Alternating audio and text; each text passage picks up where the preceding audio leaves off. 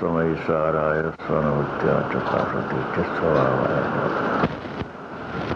આજે પર્યુષણ પર્વાધિરાજનો ત્રીજો ઉત્તમ આર્ધ ધર્મ દિવસ છે.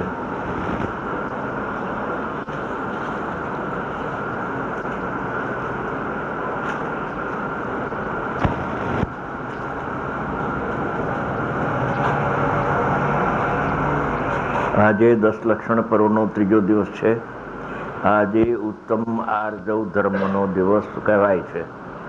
ઉત્તમ આર્જવ એટલે સમ્યક દર્શન પૂર્વકની વિતરાગી સરળતા. આમ તો ઘણાને સરળતા હોય એ તો મંદ કષાય રૂપ સરળતા કહેવાય, અને એ તો બંધનું જ કારણ છે, પુણ્ય પ્રકૃતિનું કારણ છે. અને આ સમ્યક દર્શન પૂર્વકની જે સરળતા તે તો મોક્ષનો માર્ગ ને મોક્ષનું કારણ છે. આત્માના જ્ઞાયક સ્વરૂપમાં કપટનો ભાવ જ ઉત્પન્ન થવા ન દેવો. કપટનો ભાવ, સરળતા, તે ઉત્તમ સરળતા છે. આત્મા જ્ઞાન આનંદની મૂર્તિ છે. શરૂઆત ત્યાંથી થાય છે. આત્મામાં રાગ નથી, દ્વેષ નથી, પ્રમત નથી, અપ્રમત નથી. આ એને બેસતો નથી કે પર્યાય આત્મામાં ન હોય કે ના, પર્યાય તો આત્મા છે નહીં. સર્વજ્ઞ ભગવાને કેવળ જ્ઞાનમાં જોઈ નથી, દ્રવ્યમાં પર્યાય નથી તો ન ક્યાંથી જુએ? સંતોએ પણ નથી જોઈ. જ્ઞાન આનંદની મૂર્તિ, ક્રોધ માન માયા લોભ રહિત. ક્રોધ થાય ત્યારે ક્રોધથી રહિત આત્મા રહે છે. માન કસાય પર્યાયમાં થાય ત્યારે પણ એ માન કસાયની પર્યાયથી આત્મા જુદો રહે છે. ત્રણે કાળ તેને જેવો છે તેવો સમજવો અને શ્રદ્ધામાં વક્રતા ન કરવી, તે સમ્યક દર્શનરૂપ સરળતા છે. અને ચૈતન્ય સ્વરૂપને જેમ છે તેમ ન માનતા સ્વરૂપની આડાઈ કરીને પુણ્યપાપ વાળું માનવું કે પુણ્યપાપથી આત્મા સહિત છે. સંસાર અવસ્થામાં પુણ્યપાપ તો થાય છે, તો પુણ્યપાપના પરિણામથી તો આત્મા સહિત જોઈએ ને તો દુઃખ ભોગવે છે અને 4 ગતિમાં રખડે છે. એટલે પુણ્યપાપથી સહિત માને છે એ જીવ 4 ગતિમાં રખડે છે. પુણ્યપાપથી રહિત આત્માને જાણે મોક્ષમાં ચાલ્યો જાય છે. તો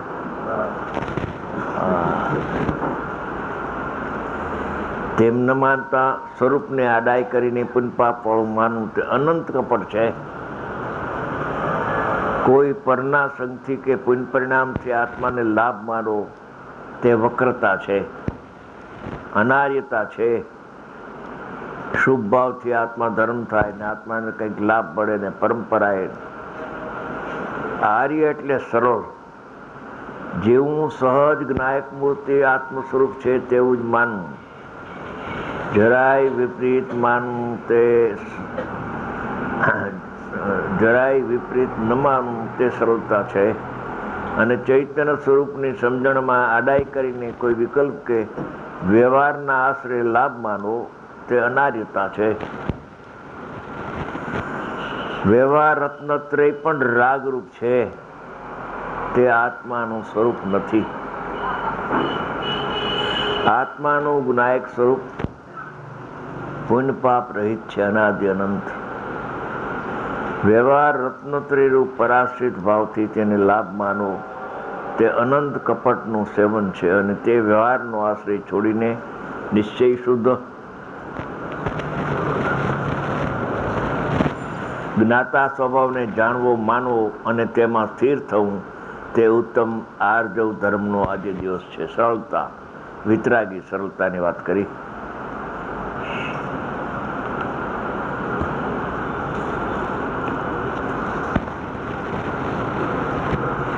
અને આ ચારિત્રની વાત સમ્યક દર્શન પૂર્વક હોય છે. મુનિરાજને ખાસ લક્ષ્યમાં રાખવું.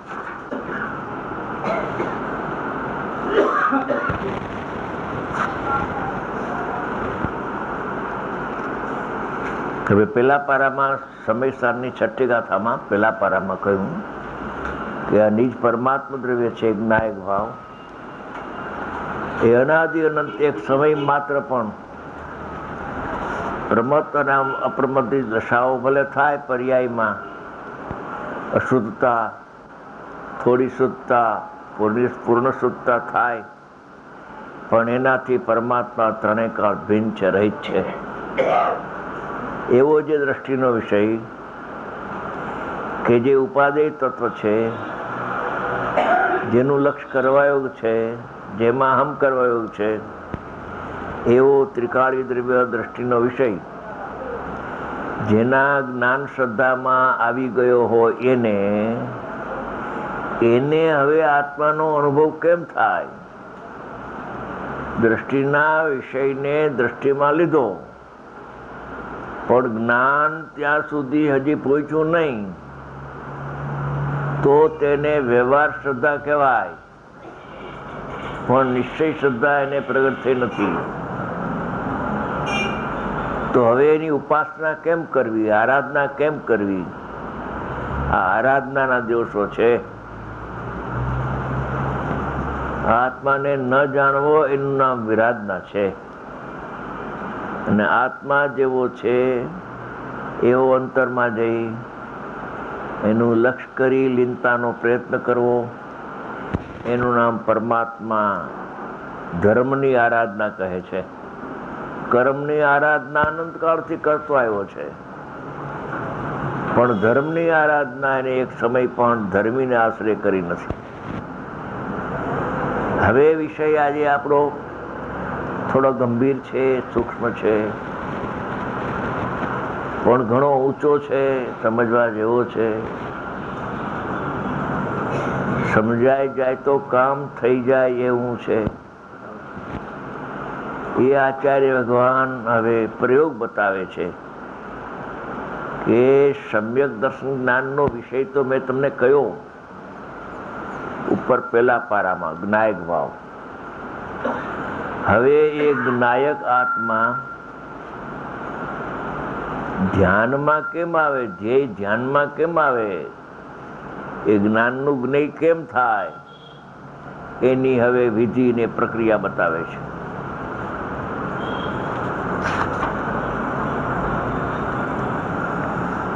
વળી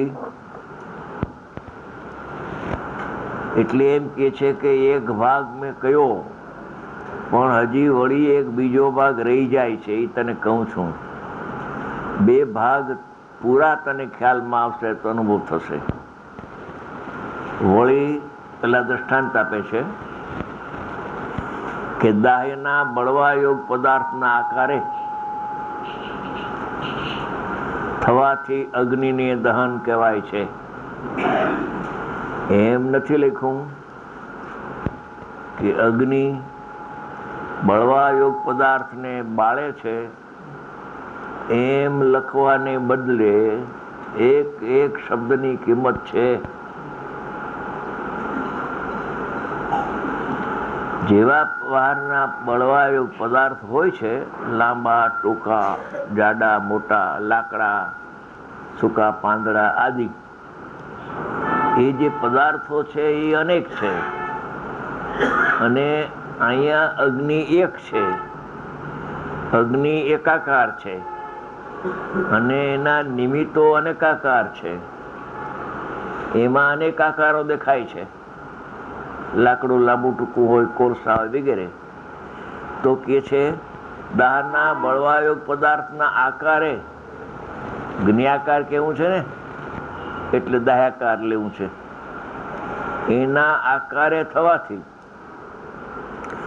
અગ્નિ લાકડા રૂપે થતી નથી, પણ લાકડાનો જેવો આકાર છે એ આકાર રૂપે અગ્નિ પોતે પણ છે. એ આકાર અગ્નિનો છે,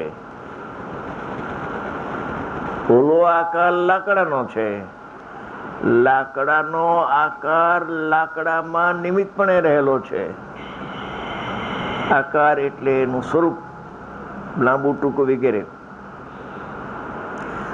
અને એ અગ્નિનો યોગ થાય છે ત્યારે અગ્નિ એના આકારે પણ છે. એટલે જેવો એનો આકાર છે એવા આકાર રૂપે અગ્નિ પોતે અગ્નિમાં રહીને એની પર્યાય પરણવી જાય છે. એને દાહ્યાકાર કહેવામાં આવે છે. બાળે છે એમ નથી લખ્યું, કેમ કે એક દ્રવ્ય બીજા દ્રવ્યને ક્યાંથી બાળી શકે?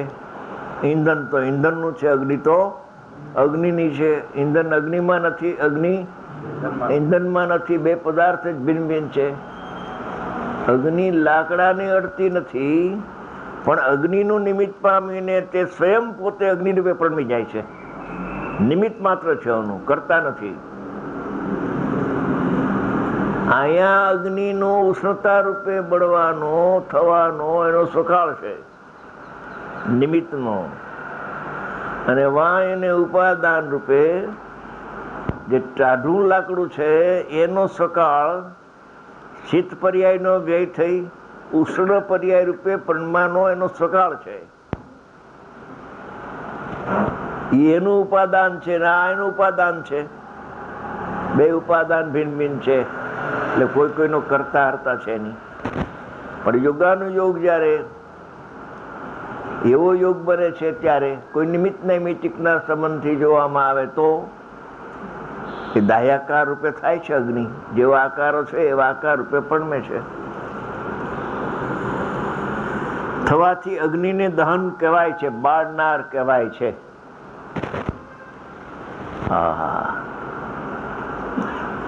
જ્ઞાકાર થવાથી જ્ઞાન જાણે પરને જાણતું હોય એ ભ્રાંતિ થાય છે. એમાં દાહ્યાકાર થવાથી જાણે આ અગ્નિ લાકડાને બાળી નાખે છે, બાળતી નથી, અડતી નથી, પણ એના આકાર રૂપે અગ્નિ પોતે એની પર્યાય એ રૂપે આકાર રૂપે પરણવી જાય છે. એ આકાર તો અગ્નિનો છે. એ વાનો આકાર અહીંયા ઉડીને આવતો નથી કહેવાય છે, તો પણ દાહ્યકૃત શુદ્ધતા તેને નથી. એટલે અગ્નિ એને બાળતી નથી અને લાકડું બળે છે માટે અહીંયા અગ્નિ છે એમ પણ નથી. બે વસ્તુ ભિન્ન ભિન્ન રહેલી છે. દાહ્યકૃત અશુદ્ધતા અગ્નિને નથી આવતી. દ્રષ્ટાંતમાં તો ટૂંકું કરે છે, સિદ્ધાંતમાં જરા આપણે ઊંડું ઉતરવું પડશે કે બે પદાર્થ ભિન્ન ભિન્ન છે. એક પદાર્થમાં બીજા પદાર્થની નાસ્તી છે, પણ એ બેનો નિમિત્ત નૈમિત્તિક સંબંધ થી જોવામાં આવે તો ઉપચાર કરવામાં આવે છે કે અગ્નિ લાકડાને બાળે છે. ઉપચારનું કથન છે, વાસ્તવિક કથન નથી. વાસ્તવિક કથન તો એ છે કે જેવો આકાર લાકડા આદિનો છે એવો આકારે અગ્નિ પોતે પરણમી જાય છે. અને એ અગ્નિ પોતે એવા આકારે પરણમે છે એ તો અગ્નિનો નિશ્ચય કથન છે. એ અગ્નિનો એવો આકાર થાય છે, એવો સામે જેવો લાકડું હોય એવું પદાર્થ હોય એવો આકાર થાય છે. પોતાથી થાય છે. આકાર ઓનાથી થાય છે. આકાર તો નિમિત્ત માત્ર છે. એવો આકાર થાય છે. એ આપણે લેવું છે હવે જ્ઞાનમાં.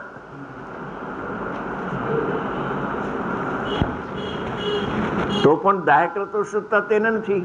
એટલે અગ્નિથી લાકડું બળે છે અને લાકડું છે તો અગ્નિ છે એવી અશુદ્ધતા પરસ્પર કોઈને લાગુ પડતી નથી.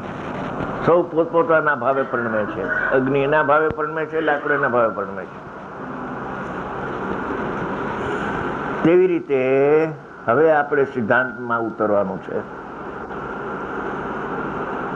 સમજે તો બહુ સહેલું છે,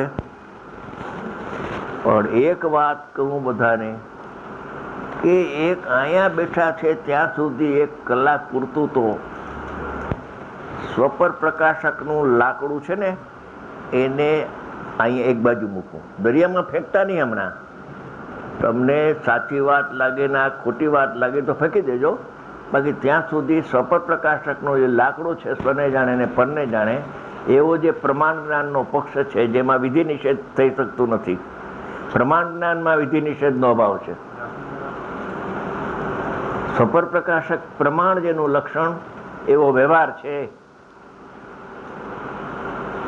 સ્વ જાણે ને પરને જાણે, એ બેને જાણે, એને અર્થ વિકલ્પ જ્ઞાન પ્રમાણ કહેવામાં આવે છે. હવે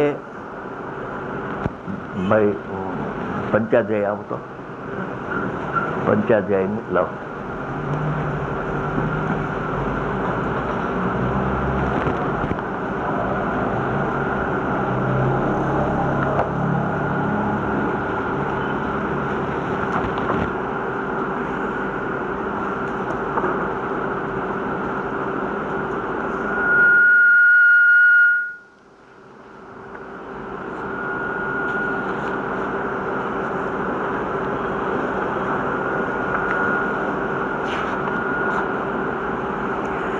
પંચાધ્યાય પહેલો ભાગ છે,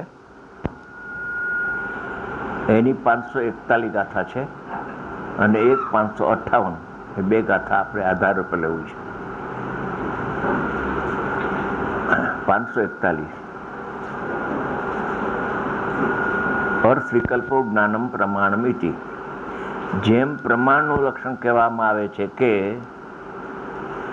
આ પ્રમાણનું લક્ષણ છે સ્વપર પ્રકાશક, સ્વપરને જાણે છે એ નિશ્ચય નથી, વ્યવહાર છે,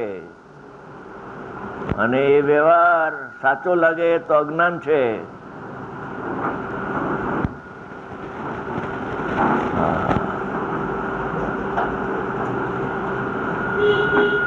જેમ પ્રમાણનું લક્ષણ કહેવામાં આવે છે કે પ્રમાણ કોને કહેવાય, પ્રમાણ જ્ઞાન કોને કહેવાય, એનું લક્ષણ શું? જેમ નિશ્ચયનું લક્ષણ હોય, વ્યવહારનું લક્ષણ હોય, એમ પ્રમાણનું પણ લક્ષણ છે. કે જેમ પ્રમાણનું લક્ષણ કહેવામાં આવે છે કે અર્થ વિકલ્પ જ્ઞાનરૂપ પ્રમાણ હોય છે. અર્થ, વિકલ્પ અને જ્ઞાન અને પ્રમાણ 4 શબ્દો છે. હવે 4 શબ્દોનો અર્થ સમજાવે છે. અર્થ કોને કહેવાય? અહીં અર્થ નામ સ્વ અને પર પદાર્થોનું છે. અર્થ એટલે સ્વ પરના વિભાગ પૂર્વક આખા વિશ્વનું અવભાષણ થવું, પ્રતિભાષણ થવું, જ્ઞાનમાં ઝળકવું. સ્વ પર 2 એક સાથે યુગપદ કરવે તો નહીં થઈ જાય. ક્રમની વાત નથી, પ્રમાણમાં અક્રમે એક સાથે 2 પર પદાર્થનું છે. અર્થની વાત કરી, સ્વ પર. વિકલ્પ નામ જ્ઞાનનું તે આકાર રૂપ થવું તે છે. આકાર એટલે જ્ઞેયાકાર, જેવા જ્ઞેયો છે એવા જ્ઞેયો જ્ઞાનમાં પ્રતિભાસે છે, તેને જ્ઞાનનો આકાર કહેવામાં આવે છે.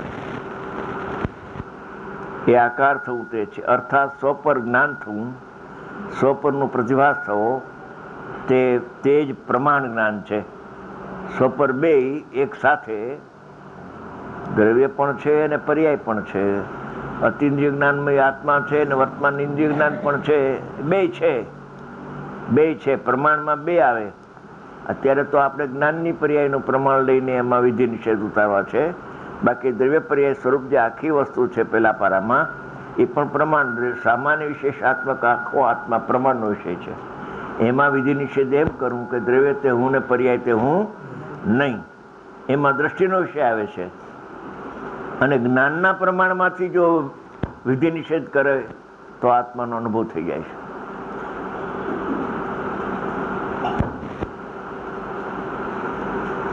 આવશે બધું. તે પ્રમાણ છે. જ્ઞાન પોતાના સ્વરૂપને જાણતું થતું જ પર પદાર્થોને જાણે છે, એ જ તેની પ્રમાણતાનો હેતુ છે. સ્વપર પદાર્થોનો નિશ્ચયાત્મક બોધ જ પ્રમાણ કહેવામાં આવે છે. જેમ છે તેમ જાણે, અને આ જ્ઞાનની વિકલ્પાત્મક અવસ્થા છે. અહીં જ્ઞાનનું સ્વરૂપ તેના વિષયભૂત પદાર્થોના ઉપચારથી સિદ્ધ કરવામાં આવે છે, પરંતુ વિકલ્પરૂપ જ્ઞાનને જીવનો જ ગુણ બતાવવામાં આવ્યો છે. તેથી આ ઉપચરિત સદભૂત વ્યવહારનો વિષય છે.